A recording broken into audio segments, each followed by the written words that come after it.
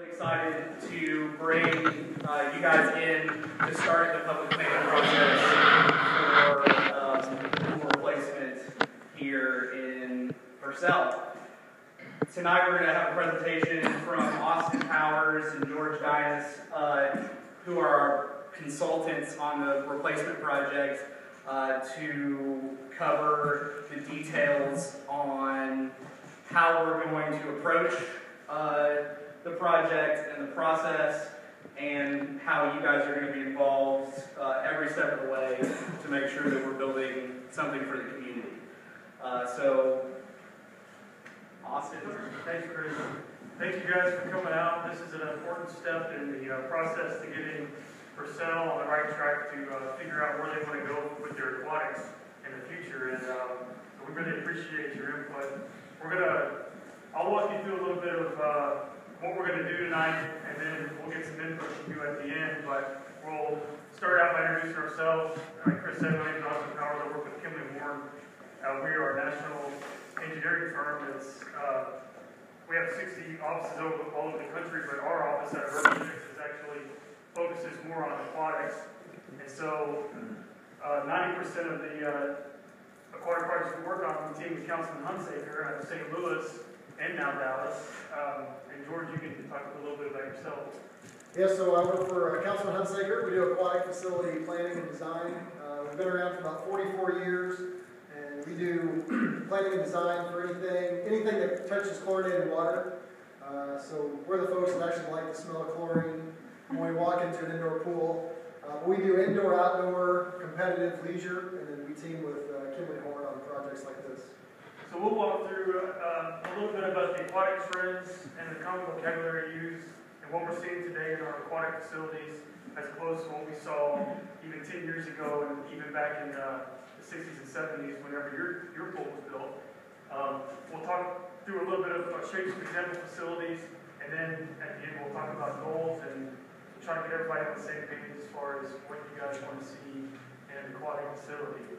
So I've already introduced ourselves. I'll let George talk about the process and where we are right now in our feasibility analysis. So as we start tonight, one of the things that we'd like you to do is be thinking about 3 questions in your head. The first is, what is Purcell's definition of success in regards to an aquatic facility?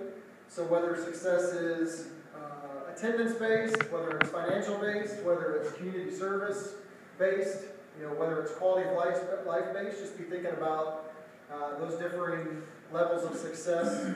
Does it have to be a moneymaker? Is it okay for the city to subsidize it? We want something for everything, something for everyone. So just be thinking about that. Also be thinking about what you would like to see in an aquatic facility in Purcell, and then also what you would not like to see. So if you want some slides for the kids, or a play structure for the kids, be thinking about those types of things. If you don't want an 80-foot high slide tower, right, be thinking about that as well. So just 3 questions to be thinking about: your definition of success, and then what you'd like to see, and what you would not like to see. So we go through the needs assessment, which is what we're doing now, and that's where we actually come on site. Look at the existing facility, look at the area providers, and the most important part, which is talking with the community. Because anytime we plan for and design an aquatic facility, we want it to be something that the community endorses, and it's really the community designs the facility. We take back all the information, and then hopefully come back with something that the community wants.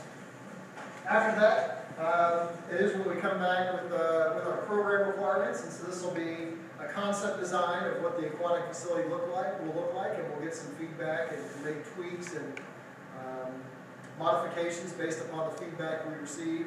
And then once we have a concept, we'll actually come in and do an operations plan for that. Now, what that'll look like is we'll tell you how much it'll cost to operate on a yearly basis, and then also how much money and revenue it will bring in, as well as attendance. And so those are the 3 steps that we'll be doing as we go through this study over the course of the next 3 to 4 months. So next time we'll come with a concept design. It'll look something like this. It'll be a picture of an aquatic facility. It'll have the different program requirements. over on the side. And then we'll also throw some pictures with it so you actually know what you're seeing. You know? So you'll be able to tell what's this yellow and green slide over here. Well, it's a bowl slide that looks like this. Or what's this big large area here? Well, that's a lazy river. And so we'll come back with a concept and some specifics on what that will look like, and then also what it will cost. And so we'll have a spreadsheet that looks something like this. It'll say have an overall project cost at the bottom, and so that'll include not only the actual building of the structure, but it'll include site work. It'll include getting if we have to use utilities there. It'll be an overall project cost for the facility. It'll include some inflation because we realize that the facility is not going to be built today, and so we account for inflation, over the course of the next 1 or 2 years. Then after that, we'll put together an opinion of attendance and revenue for the facility. Revenue will include not only how many people will come on a daily basis to swim there, but also what programs we can run. How much could we expect to make from swim lessons, from water aerobics, from a summer swim team, from birthday party rentals. And so we'll put that all into a nice format. And then also have expenses coupled with that. So the majority of expenses with aquatic facilities are personnel. Pretty much lifeguard salaries are what drives expenses in an aquatic facility, but we'll also take into account utilities. We'll take into account chemicals and operating supplies. And so once we get all the revenue, estimated revenue set up, and all the estimated expenses set up, then we'll come with a primary slide that will talk about, okay, it'll cost $429,000 to operate it. It'll bring in $465,000, so our recapture rate is going to be 108%, right? Or it might cost $200,000, bring in $200,000 in revenue, and cost $300,000 to operate, so our recapture rate is only 66%. But we'll have a nice chart laid out that will detail all the expenses with the revenue and the attendance, and so we get that overall subsidy rate or positive cash flow rate for the city.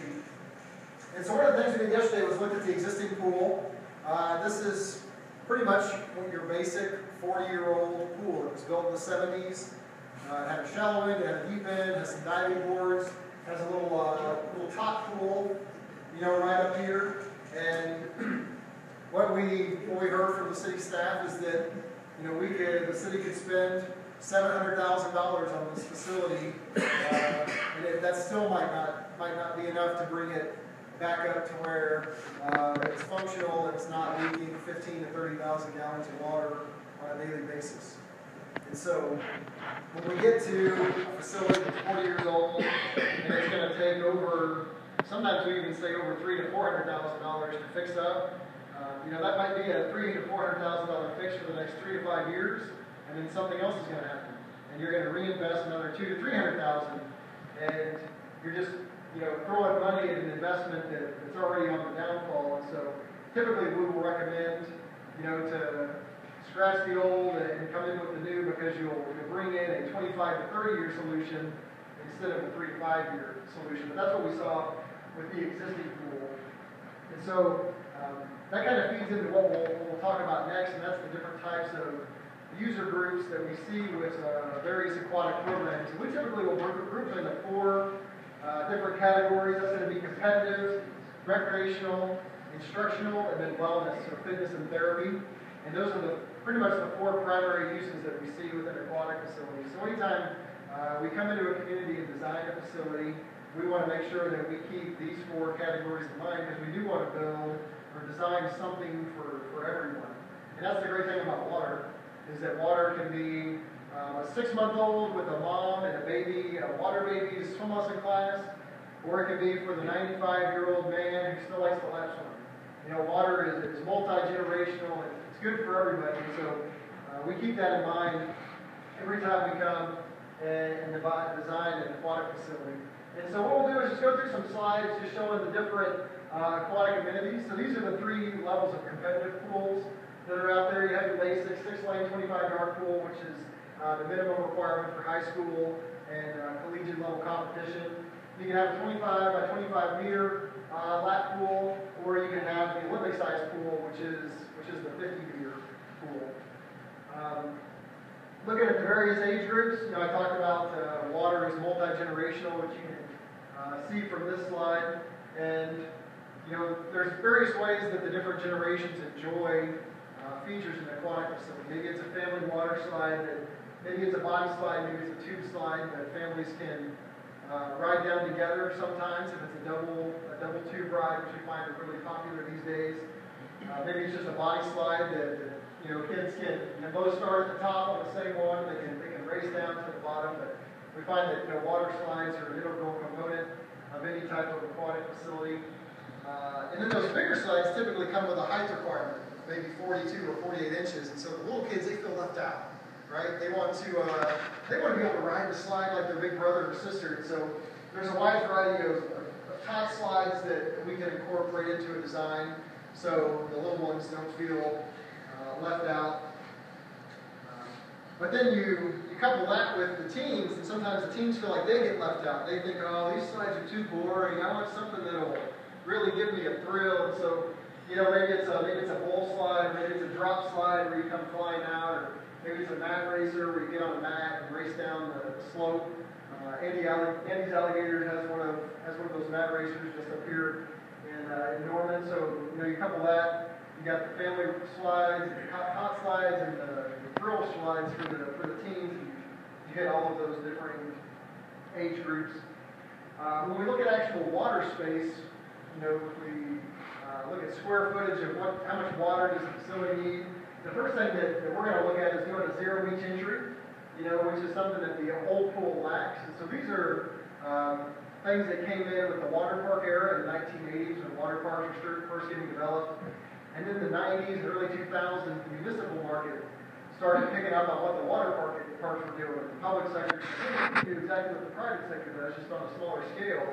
And so we saw the evolution of the zero beach entry, which is great because now the mom, can sit in the water here and she can watch her little kid play, and there's minimal risk involved because the water's only 6 inches to a foot deep. And it's a gradual slope and not just hopping into 3 or 4 feet of water. And then came along these children's play features that have dumping buckets and slides and pulleys and all kinds of bells and whistles to keep kids engaged, for hours on end. You can couple that with one of the kid slides over there, these little baby slides here. There's multiple levels. This one has the tipping bucket, that'll fill up with 2 or 500 or 1,000 gallons of water and jump every few minutes. And so we find that these are really popular with anywhere from 3 to even 12 years old. They make bigger play structures that kind of attract more of the older kids in the 8 to 12 range. Then we have moving water, and this might be a lazy river, might be a current channel, which is just a shorter lazy river. It might be a water vortex. This is a water vortex where the water spins around, which can be good for kids. Just to have a good time. It can also be used for water aerobics, where people can walk against the water, so it has a therapy use as well. You might have a longer, lazy river where you get on a tube and go around, something like this. That's always really popular. Some of the lazy rivers can be not so lazy. They can be action rivers where we, put spray features and dump buckets, so as you're going through the lazy river, you get a little bit of a thrill. We find that kids like it, but moms don't, right? Because the mom wants to relax and not necessarily get soaked head to toe, but the kids, they like that thrill of being soaked when they're going around in a lazy river. Maybe it's just vertical water or a water spray ground, where it's just literally water coming up out of the ground and it's on a timer, it goes off and on, and various play features. We can even incorporate these into a zero beach entry, so you have a nice gradual flow from the spray ground into the zero beach entry, then into the pool. So again, something for everyone, right? So these are really good for the under 7 crowd. Again, minimal risk involved because there's no standing water. We're getting a little bit more adventurous in aquatic design, and so they started incorporating climbing walls into aquatic facilities, into the deep end. And so maybe it's a kind of a sport wall like this, or maybe a natural-looking rock wall that looks like some of the rock from the area that the aquatic facility is in. but it provides a good challenge for probably the 8 to 15-year-olds as they learn to climb up, and typically they'll be slanted over the edge of the pool, so obviously we fall off and just fall back into the water. You get a thrill from that as well. Looking at lap lanes, maybe we don't need a full-on competitive pool like I showed earlier, but maybe we do need some fitness lap lanes so we have space for swim instruction and water aerobics and a small summer swim team. We can easily incorporate some lap lanes, that just kind of come off of the zero beach entry. You can see the lap lanes in the water here, kind of toward the end of the lagoon and the lazy river of that facility. This pool has a current channel at the top, and it goes into these fitness lap lanes. But it's a good way to incorporate fitness in with an aquatic facility. That maybe just geared more towards families, but you got that fitness component in there. Maybe if we do have a lap pool, we can add a little bit of a thrill, and so we can add a drop slide that comes into the lap pool. We also see a lot of floatable structures. This is called the Wivet, and it's fairly new on the market. I'm not sure if I don't think we've actually done one of those yet, but we've done a lot of these crossing activities. So these are foam pads that are anchored to the bottom of the pool, and there's a big cargo net above. And so it's like an agility or strength challenge. You got to balance yourself on the floatable while you're trying to get across to the other side. So it's a good challenge for the kids. Good to get them involved, and actually provides a great thrill for them as well. Because at some point they wipe out, they fall off, and they get back, and they go and do it again. Diving is always popular, whether it's a 1 meter or 3 meter diving board, or whether it's a diving platform. We're seeing a lot more of these now. So a little bit less risk involved, but you still get that thrill of jumping from 3 meters up down into the water. We've also seen some zip lines come onto the market here recently. The good is it's a good thrill. The bad is you really need a lot of water for them to land in, so you have to have that designated spot of water to have that zip line come off the edge of the pool. And then also on the market now, you've probably heard of maybe a flow rider. It's a surfing machine that mimics the surfing experience. They have where you can stand up or kneel down or ride a boogie board like this, and so it just propels the water upwards, and the kids do their best to stay on. And so it's not a big capacity holder. When we speak of water park development or aquatic facility development, we think about kids areas and thrill rides and capacity holders. And the kids areas are going to be those spray grounds or the interactive play features like I showed. The thrill rides are going to be the slides. And then the capacity holders are going to be, the lagoon pools, the big zero beach entry pools, wave pool or a lazy river where actually you have a lot of people that can be in there at any given time. And that's the pros and the cons of the surf machines, is that they don't hold a lot of capacity because it's only one person at a time, and they might go for 30 seconds to a minute. But what we do see is that they get a crowd of people around. And so while only one person is on the machine at any given time, there might be 30 to 40 people gathered around watching. And so it does become, in essence, a capacity holder. But it can also be a big regional draw, specifically in areas where they don't have any of the flow riders. The teens will love it. Even we'll see younger kids and adults love it. Flow rider has a tour, and you can get on the flow rider tour and host flow riding events at your facility. So kind of the sky is the limit with those. And we talked about, so those are kind of the features, that you can add to a facility. We also want to make sure, like I said, that we have room for swim lessons. Swimming being a life safety skill, and the primary age of drowning for children is in that 0 to 4, 0 to 10 range. So you want to make sure that you have enough space to provide swimming lessons for the community. And so we can incorporate these in maybe the catch pool for the slide. Maybe we don't have the big fitness lap lane area, but we can incorporate swimming lessons into the slide catch pool.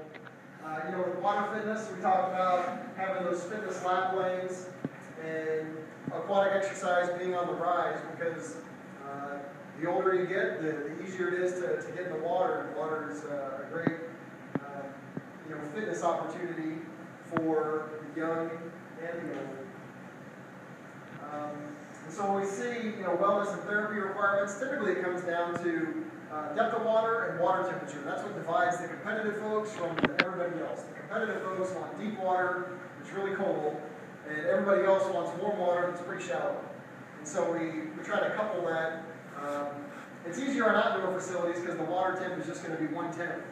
However hot it gets in the summer, that's how hot the water gets. Indoor, it's a little trickier. But with outdoor, the water is going to be a little chilly at the end of May when you open, the first couple weeks of June, but then it's going to be comfortable the rest of the year. So if you think about that, when you think about the types of water stations we need, is there a big water aerobics need in Purcell? And how many people would come out for swim lessons in Purcell? Be thinking about those types of things. So what Austin will do now is he's going to run through some of the other facilities that we've done in the area, one in Oklahoma and a couple in Texas, just to give you an idea of how big they are, how much they cost, and the expectation of how much does 2 million get, how much does 3 million get, how much does 4 or 5 million get. So, has anybody been to the Bartlesville, Oklahoma pool? Probably not. But this was opened in 2008. It's a smaller facility, and it's, when you get to the smaller facilities, they're not a huge draw, but there are certain amenities that we've included in it. It was a $2.3 million project, but that didn't include a new restroom facility as their old restroom facility was renovated. It was actually in good enough condition where they could come back in, renovate it, and they saved a little bit of money. That's not always the case, but in this case they did. So if you're looking at the cost 2.3 today, you're probably closer to $3 million if you were to build a new Bartlesville project. But it had 5,300 square feet of water. It had a small current channel. It had these tube slides right off the side for the. It's a smaller structure than you would typically see, but more for probably the younger teens. And then it had zero entry and water basketball, and just numerous water spray features throughout. So it was a smaller footprint, smaller project in that $2 to $3 million range, and that's one option if you're going on the kind of the low end, outside of just doing what you've already got, which is an L-shaped pool that I don't know how many gallons or how many square feet it is, but it's relatively small. Pampa, Texas, just out west. This is another project that was opened in 2011 for a cost of $4 million. And this actually has a longer lazy river with a cool water spa with benches in it. It's got a larger slide structure with the body foam slides. And then you have this was actually what George was talking about earlier, how you can start off with a spray ground, your zero entry, just a little, some vertical water for the small kids. Then you go into your zero entry with goes from 6 inches to a foot deep, where you would have your play feature right in the middle for kind of your intermediate age kids. And then you get into your teen ride, which is your bowl slide. So this one had a little bit of something for everybody, and also had a separate lap pool, which you can also incorporate into your leisure pool if you do not want to separate the two. So it's a way to kind of save on the footprint size and overall cost of your project. The attendance for this facility was 30,000 to 40,000 a year. This is in Pampa, Texas, so it's not a huge metropolitan area, but they did draw from other areas outside of Pampa. And then you kind of get to that medium range facility. This is in Killeen, Texas, and it had a cost of $6 million back in 2009. So keep in mind inflation and what you're looking at today. But this actually is a good example of a lagoon style pool with really something for everybody, because you got the spray ground that goes into your zero entry beach with the larger play feature with the tipping bucket. So kids stand under there, they get doused with 500 gallons of water or whatever. I think it's 500 on this one. And then as you move down into more of your 3.5 foot deep family zone area, kind of free swim area, and then that goes into a landing pool, which has this large structure here for body flows. So that was kind of the idea there. And then on the back side is where all your teens hang out, because one thing we like to do is keep you got to understand the relationship between your tots and your teenagers, because you don't really want those mixing together. And then what do your tots have to do without really telling you? They have to go to the restroom, and so you try to put those as close as you can because they don't give you any warning when they're ready to go. So that's the teen area. You got the Tots family teen, and then on the backside we ended up doing a separate lap pool that also became a separate teen hangout whenever it wasn't being used for laps in the morning. So things like that. Again, you don't have to do a separate lap pool. That could be incorporated in your leisure pool, which is efficient in design. But they had a capacity of 68,000 in attendance since they've opened, so they've been pretty successful as well. And I'm not sure what happened. And just to show you in relation to what you guys currently have, you have around 4,000 a year in attendance, and essentially that's because there's really nothing for the kids to do when they get there. I mean, even if they go, they're not going to stay very long. There's nothing to keep them there, and so it's, the more amenity you can provide, the better off you're going to have from an attendance standpoint. And so we try to look at that aspect as well when we're going through this process. So you see, as we got bigger, the attendance, so you jump from 4 million to 6 million, and your attendance can almost double in size because you almost doubled your parks. That's also something to think about when we ask, what does Purcell need? What do they not need? Think about the relationship of who's going to use the aquatic facility.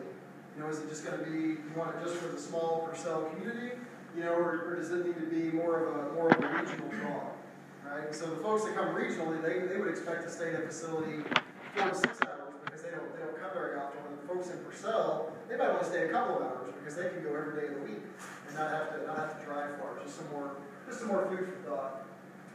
So then we were tasked basically to look at a few existing sites around town that city staff had in mind for a possible potential area to place a new facility. And we've done some preliminary reconnaissance on these sites, but it really depends on what we get out of this meeting to determine what the program might be moving forward, how big the facility may be. But we've already started listing a few pros and cons of each site. Now I can just show you the sites we've looked at and a few of the things that immediately jumped out to us. When we started looking at the existing location of the pool, the facility is pretty much landlocked in this area. There's not a whole lot of room to do anything bigger than really what you have out there existing. And the renovation cost, if you were to rebuild this facility in your building, may be cost prohibitive because that building's in pretty bad shape. And I don't know if anybody's been out there recently, but it would take a considerable amount of work to bring that up to code along with the new facility here. And if you were to build a new facility here, you may be doing exactly what you have now, which may or may not be what the city wants, but it may not be the best idea moving forward. So we did look at that site. Then right down the road, there's the old softball field here. We're calling it community site number 1, community park site number 1, and it's got a significant amount of land there, and with a big hill here. So there's always topography challenges in every job, but this one has an opportunity to have maybe parking up on this area with a facility down here. And the good news about this site is there is sanitary sewer access here, which any backwash that you have at a new facility has to go to sanitary sewer. Currently, your facility is draining towards the lake, which is no longer allowed. So we have to keep that in mind when we're looking at sites where the utilities are, and if the utilities aren't in the area, what's it going to cost to bring utilities to that area? And is it worth losing some amenity in your park to bring utilities to the site? So those are all things that we're going to have to go back and think about when we're looking at these sites. But that's the second site we looked at. The third one was just on the west side of the airport. Basically this rectangle in here that's going to be directly across from the new baseball facility. Directly across from the baseball facility that's going in. There are some benefits to having it that close to that facility, but there's no sanitary sewer in that area. So we just found that out yesterday. So there's other things that we're going to vet out as we move through the process. But again, it depends on what we get out of this and input on amenities that go in. So we have enough space for those amenities if that's what you need. also looked at McCurdy Park. This was just, as we've been told, is a potential site for the new library. So this is probably not a suitable site for the new facility, but we did take a look at it, and we can list some pros and cons for that area. And then the second part in town is this area over by Red Hill that's half a block. The challenge with this is there's some parcels that need to be acquired. There's a lot of moving parts. So if you're looking at putting in a facility, not this summer, but next summer, it's going to be a challenge to tie up all those loose ends by that time period to get a new facility, and that costs extra money as well. So all those things need to be thought about whenever you're looking at these sites. It's like I mentioned at the beginning, these are pretty much the three questions that we'd like you to consider. What is the definition of success in Purcell? What would you like to see in an aquatic facility? And what would you not like to see in an aquatic facility? And so what we're going to run through real quick before we do that is what we call a program matrix. And so what we have listed is all of the features that we just went over. And we have different categories. So it's going to be required, preferred, bonus, or necessary. And so what we'll do is we're just going to go through everything that we just mentioned, and then Austin's going to tabulate it for us. And this will just give us an idea of what the community thinks is required versus preferred. Kind of like a want versus a need. Oh, it'd be nice, but we don't have to have it. Or it's not going to be an aquatic facility if we don't have that.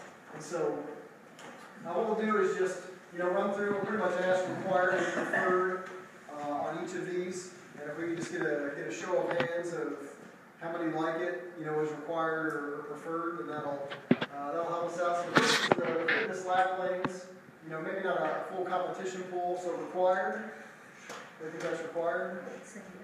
Yes, 2, 3. Preferred. 3, 4. And maybe just a bonus. It's just a bonus. If we get it, it's great. Not necessarily needed. Another 4. What about diving? Anybody think diving is required? 2, 3, 4, 5, 6, 7. Diving from a platform. Either or diving, some sort of diving. From a platform, I will be for it.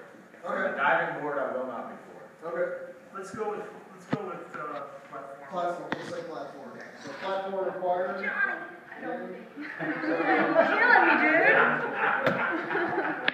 They love corn. You think it's preferred? Another 4, 5. 9 was required. Real quick, explain. Platform diving is a 3-meter platform. It's a lot higher than a diving board, so it's the 9-foot. And we are seeing it coming back as opposed to a diving as an alternative to a diving board. But then again, everybody has their preference on diving, and it's one of those things that everybody's always done it. That's the only thing that's fun on the diving board. So it's everybody has a different opinion on it. But I have a daycare. I've spent countless hours at our pool. I have all ages of kids who go off the diving board. I can tell you half my kids won't go off the diving board. so And that's a big deal. Yeah. To me. So let's talk about, let's say 1-meter diving board. Let's go that way. Okay. 1-meter diving board required. That's the short board. No. The lowest one. The lowest one. Yeah. Yeah. Do they like that or do they like Let's the go ahead and 2-meter? go off the high dive. Yeah, and I think it's just a 2-meter now. I think they draw, or maybe But I 1.5. think at 3, you've lost over half of my kids. Right. It's too intimidating. But the 2 and 3 meters with your teenagers like, so I mean, They do. and that's what they really love. I mean, I don't know how much they would enjoy a platform. Can you make the platforms different heights, like a low platform and a high platform? You can. Typically, if we do the lower, it's typically a springboard, though. Yep. Now, with that being said, what are you calling a springboard? Because I know that the boards we have here are like Olympics. I mean, they're That's a springboard. That's a springboard. okay. I mean, some of them you bounce on them. Yeah. So let's start over with the 1-meter diving required. 1 or 2, yeah. Is that off the platform or is that off the board? Off the board, 1-meter diving board. Well, they don't really make make 2-meter boards. The one that we have Yeah. used to be a 3-meter board, and they cut it down. Yeah. So, because those are like limited heights, so all your manufacturers are going to make them even waterproof. So, How about preferred on a 1-meter diving instead of, it's not required, but it's preferred. Bonus, if you just got it, that's okay, if not.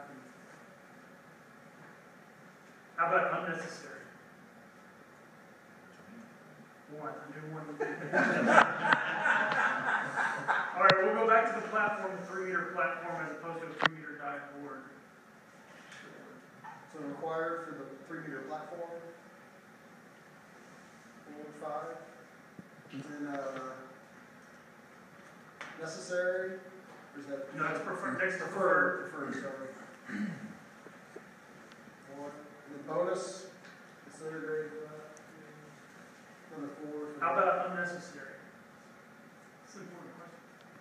No one. And you could have both, right? You could, yeah, there's no reason. Yep.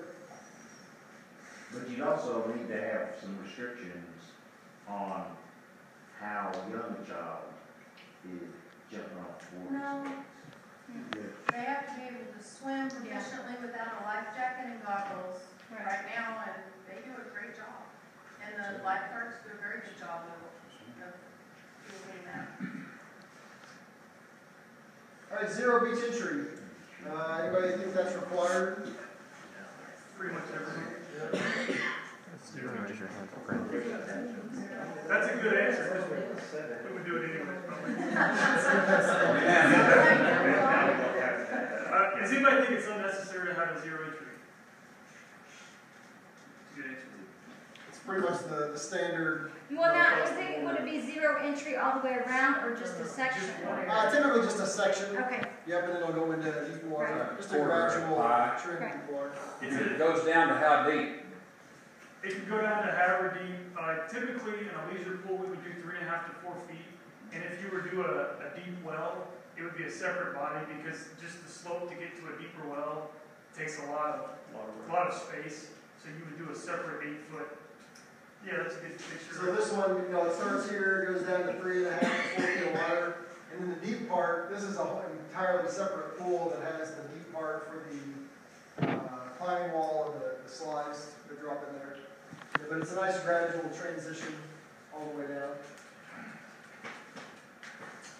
So then water sprays, we can probably combine water sprays and spray ground. They're pretty similar, but anybody think that those are required to have water sprays facility? Are you asking water sprays or sprays? We'll start with water sprays. So this will be something that will be incorporated into the 0 beach entry, so required. 6, Make sure on this, everybody knows the difference between that and what you're gonna call a play structure. Okay. Because Yeah, so the that play may be structure is something- actually above ground, whereas the spray ground is more water, a flat surface, maybe a couple of vertical elements, but the play structure is actually something you can climb on. Can't your play structure have the sprays in them? They can, yes. Here's the main thing. If you're going to do sprays in your 0 entry, it's a very efficient way to get vertical water. It really doesn't cost that much money to install, and your toddlers are going to be the one that play with it because it's right on the inside of your 0 entry. So they're going to be down there just playing with the water, as opposed to the bigger kids that'll be on this play structure. So you kind of get that area for the toddlers and something that's not going to climb both. But yeah, there'll be sprays on both teams. So we got water sprays required. 6, Okay, 7 for required. Anybody that thinks that those were unnecessary? How about preferred? Couple. And a bonus? We'll just talk about the spray ground real quick. The spray ground is, Chris, if you want to mention what you guys are doing, or? Sure. No, Chris, why don't we, I'm sorry to interrupt right here, but I just wanted to throw something in right here about Red Hill. That was what I was going to talk about. Good man. I tried.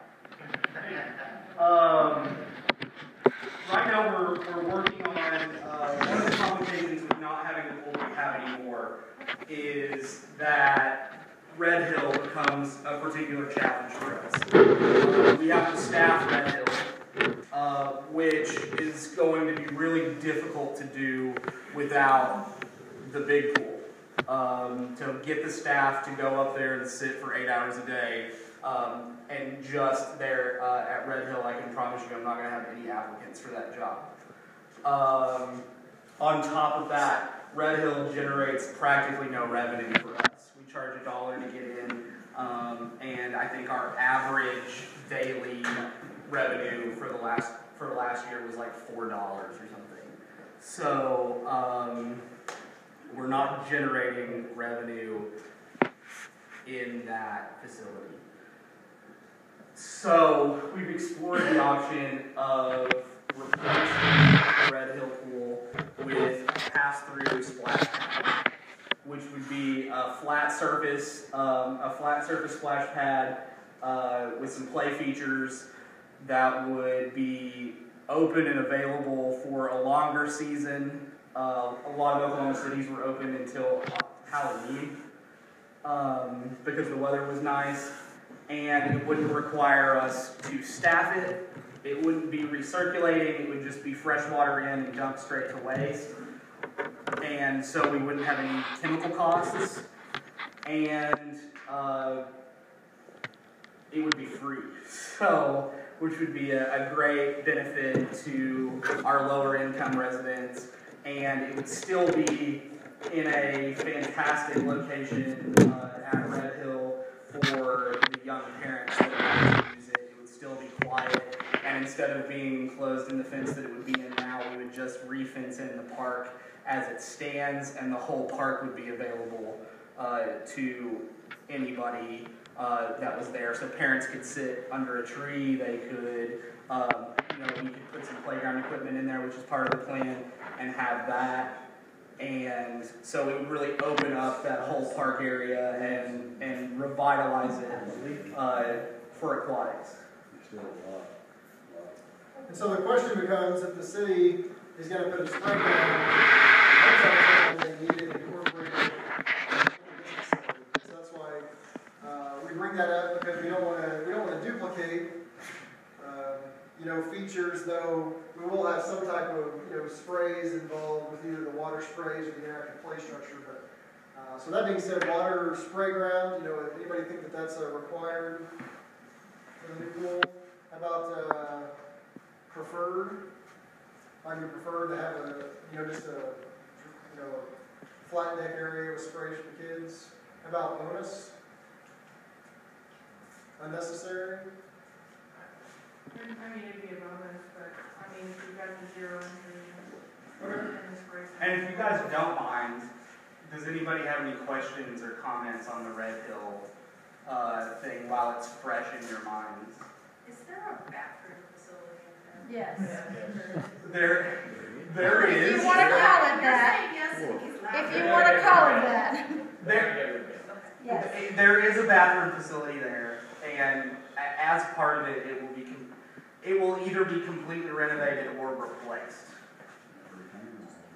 I personally feel like we will have a lot of controversy with the people, the public, because Red Hill, but if you're going to a zero, your gradient pool, if you go to that, it'll cause less conflict, because Red Hill is a really great pool because it's 2.5 foot.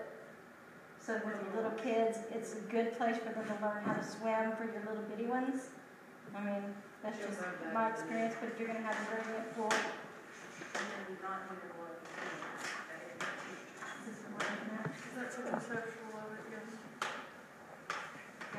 So move on to children's interactive play Shelley, you structure. can pass that around.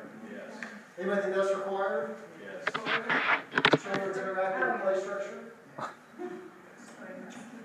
Anybody think that's unnecessary? think you are? That's the most. May I ask a question real quickly? Will some of the concepts of what's going to be in your interactive play structure also be at your splash pad? They're typically two separate. But it's still going to have like the water squirters and some of the dumping Yes, things? I'm sure that. Okay. Yep. All right, so family water slide. This could be anything from a body slide or a tube slide. Anybody think that those are required?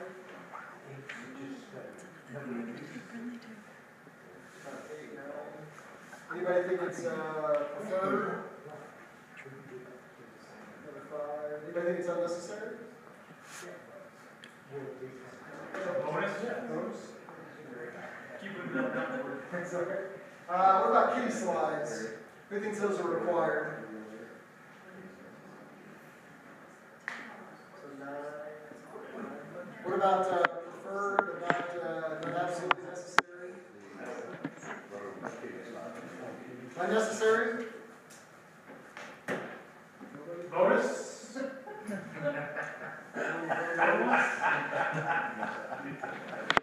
a big one. Don't worry. What about more of a drop? Let me see what I have. Like a drop or a thrill ride. So a little bit more adventurous. Who thinks those are required?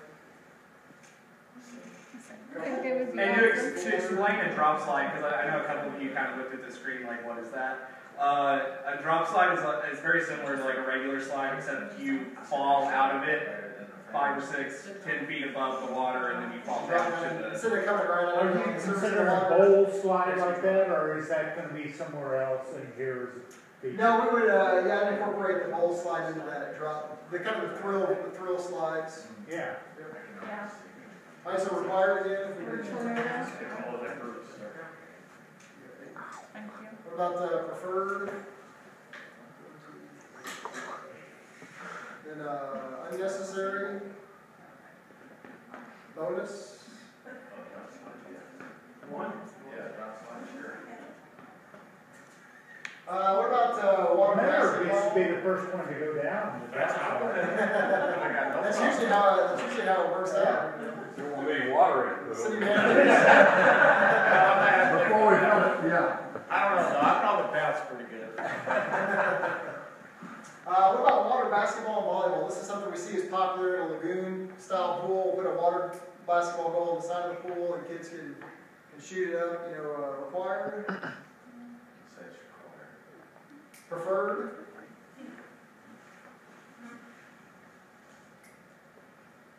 What about I got 10 over there. What about unnecessary? Bonus. I don't think everybody's voting. I don't have any hands. What about the climbing wall? This is something we can incorporate into a little bit deeper water. Anybody think that's required? What about preferred? Be nice to have. And what about unnecessary? 2 unnecessary. 1 bonus. I think it's a bonus. All right, 4 for that. Another thing we look at is bench seating areas. Now this is actually a spa at the University of Missouri. But sometimes we can incorporate this into the water vortex. I don't have the vortex on this one. But we just have some bench seating in the water so people can just sit and relax. Anybody think that that's a required amenity? It's the only thing I'm going to vote on. Yeah. What about preferred? 7. Unnecessary? 1. Bonus?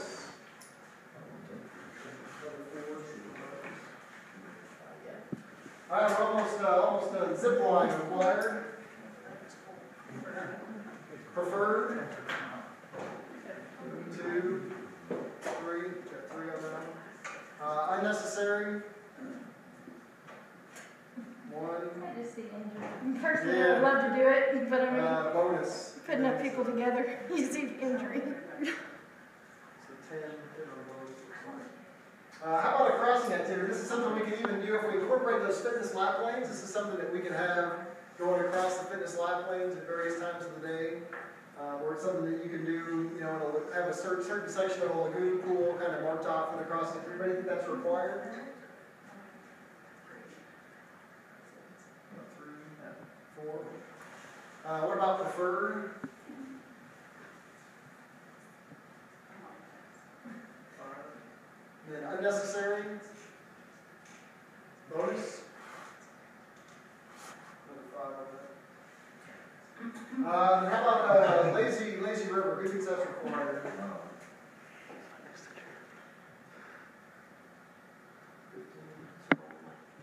What about preferred? 1.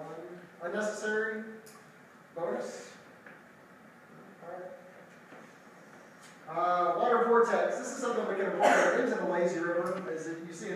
laser kind of going around here. You have a little vortex in the middle. We can also incorporate some of the seating into those types of areas. Maybe I think that's required. Preferred. Couple. Unnecessary. 2 more. Bonus.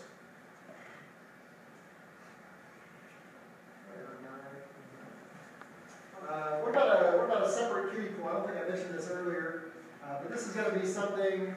This is Red Hill Pool, but completely apart from the rest of the main pool. So there could be, like this one has a little current channel with a 0 beach entry over here, but then over here underneath the shade structure, you know, there's a 6-inch to 1.5 foot kiddie pool. Anybody think that's required?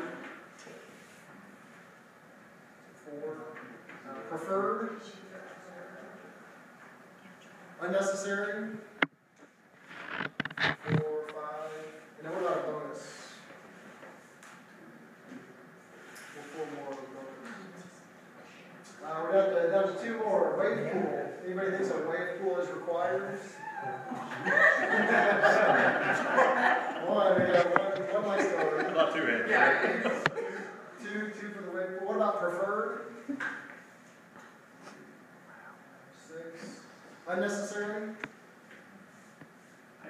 To me, that seems, isn't one of those huge, I mean, isn't it? It depends. Now they're making them a lot smaller than they used to. I actually used to work for the city of Garland, Texas, in the Dallas area, and we had a 27,000 square foot, 500,000 gallon wave pool. Now they make them more on the scale of 10 to 15,000 square feet. They're only 4 feet deep instead of 8 feet deep. They have a big 0 beach entry that fans out and just a little trough, you know. So they're, number one, they're a lot safer now because less people can get into the deep water where the waves can knock you over. Kind of more like Great Wolf. I mean, that's pretty small. Yeah. So Great Wolf Lodge, we've been to that in Grapevine. You know, it's fairly small, has a big, you know, big 0 beach entry. So required on that one again.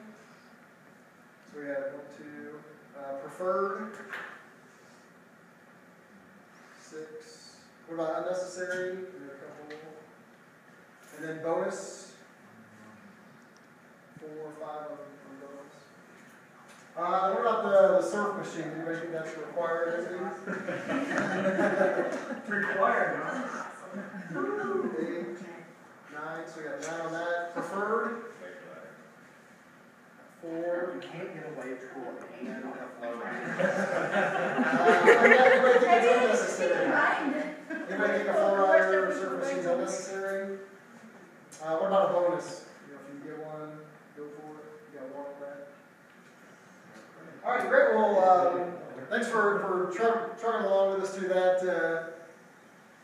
exercise. And it's really good for us so we can start to see you know, what the community thinks is really the necessity versus the, you know, the preferred or the bonus aspects of an aquatic facility. So this time what we'd like to do is just open it up for general comments and questions. You know, if you could relate them to our 3 questions. We got a good idea on the, you know, what's a must and what's a not must, but we just got the show of hands. We didn't get the why. You know, so if you want to tell us why you voted one way or the other, we would love to hear it. If you want to talk about what would be a successful aquatic facility in your mind, we'd love to hear about that as well. Or just any general comments about what you like about the current pool, what you don't like. We'd be willing to hear that as well. I have a different question. When y'all surveyed sites, what was the different sizes of the sites? Surveys actually, we didn't actually survey anything, Well, you but went out and look at it. I don't know the exact size of the site there. That's part of that stuff. We'll figure out sizes.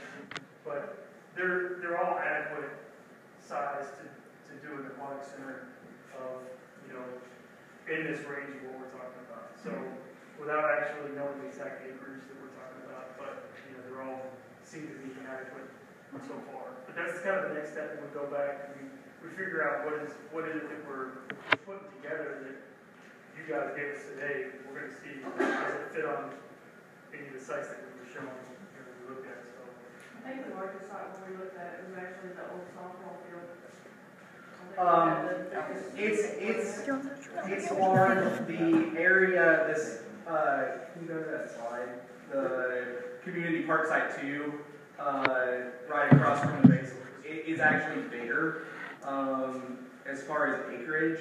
I don't have an exact acreage, but I know McCurdy Park is less than 4 acres. And it is dramatically smaller than either of those sites. So, McCurdy Park can handle the facility. It can't handle the parking. Well, and that's my question about that spot. That's Chandler Road, and the amount of traffic you're about to rain down on that road and the people who live down that road. Have you thought about that? well, and that's exactly that's exactly why we brought this.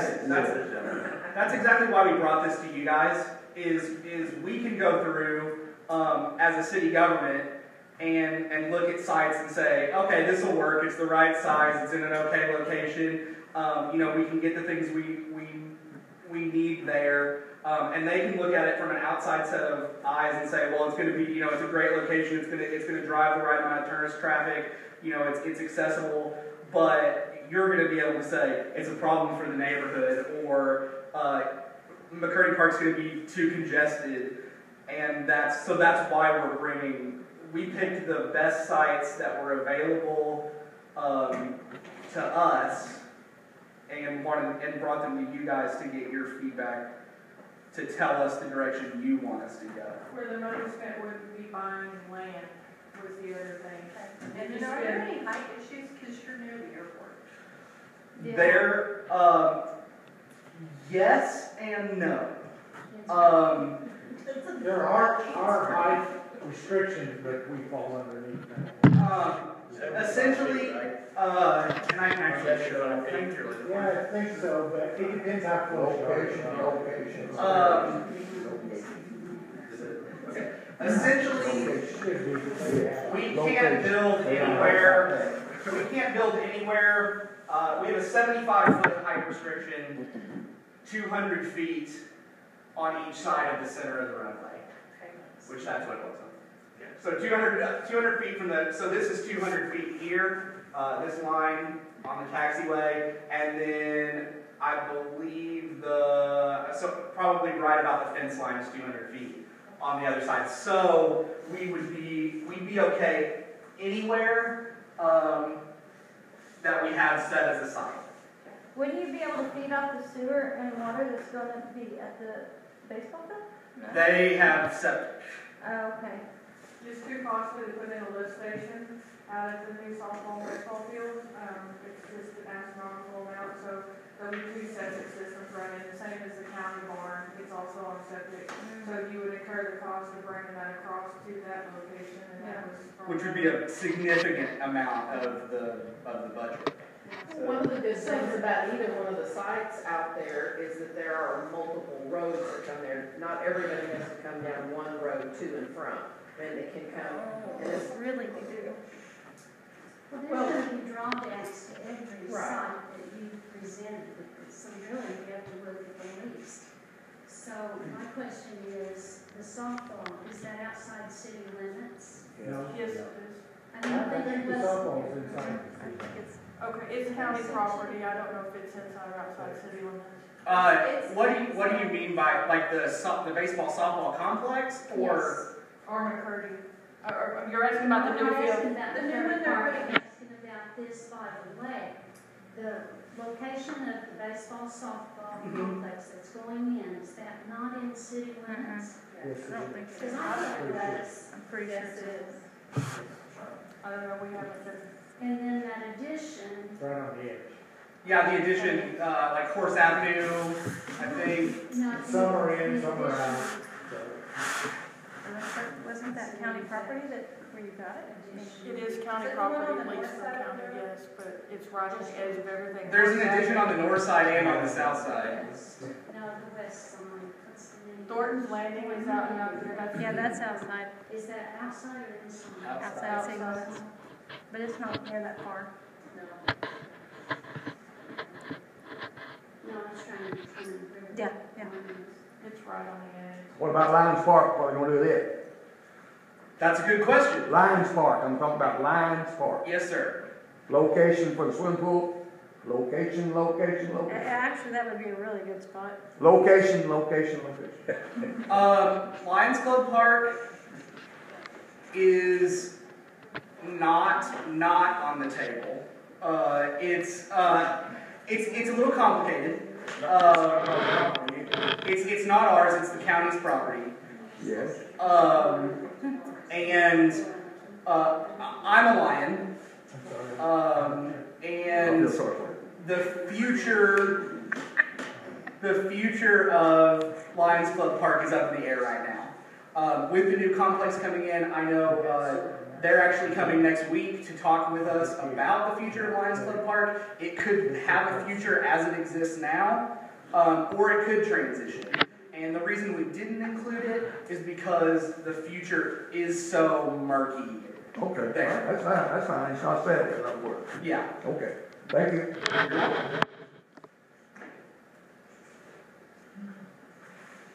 Any other thoughts, comments, suggestions, questions for us? Where will the funding come from? Great question. Bottom line. That is a great question. Bottom line. And while I am probably perfectly qualified to answer that question, I am going to defer to Dale Bunn, the city manager.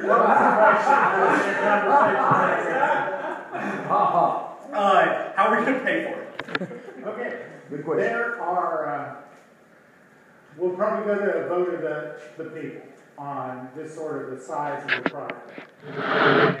And it could be, it'll probably take some sales tax increase to do it.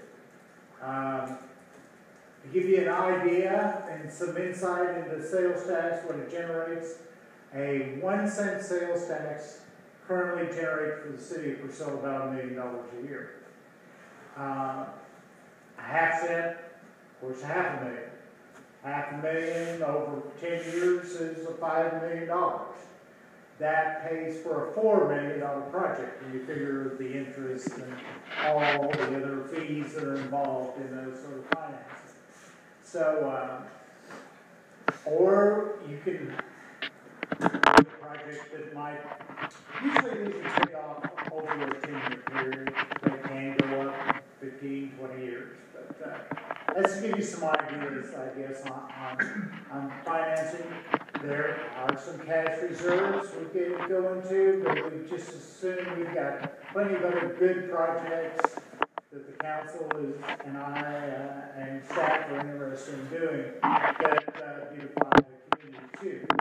This is a wonderful project. It's necessary for the city, but we need to use our cash flow from current revenues on those sort of things. And this also validates that we have a vote of the people on this sort of thing. That it's a good value. I was just going to say, one of our projects, I think we ought to tell them at least what one of them is, or is anyway, is making sure we secure the water rights for the city of Purcell for the next 15 to 30 years. 15 to 30 years. Yeah. And where nobody else, such as Noble, which we found out here in the last week or so, has a lot of issues with their water. What they find there, they said last time? Chromium. Mm-hmm. Okay, so. Hexagonal chromium? So basically. It's bad stuff. It's bad stuff. And basically what we're going to do is the money that we have right now, we're going to take a lot of that money, we're going to tie up all the rights that we can out there so nobody else can come in and touch our water rights for years. And I mean, with the city of Purcell, we're very fortunate. And we're going to make sure that we never have a water issue. And that's what we're going to do with a lot of our money. You hear towns all the time rationing and dry. the odds of us having that problem are very slim. And with what we're fixing to do, we're even going to eliminate that even more. So that's going to take a lot of our money. Some of our other money is going to go to finishing greenscape, which has been on the burner for years. And we're just about ready, you know, for We've that got a to kick commitment in. from ODOT for some money on it. Right, we're getting to know that, but that's something, you know, that's been in the works and in the plans for a long, long time. That's one of the other projects we're going to do. It's gonna be a beautification project of Green Avenue from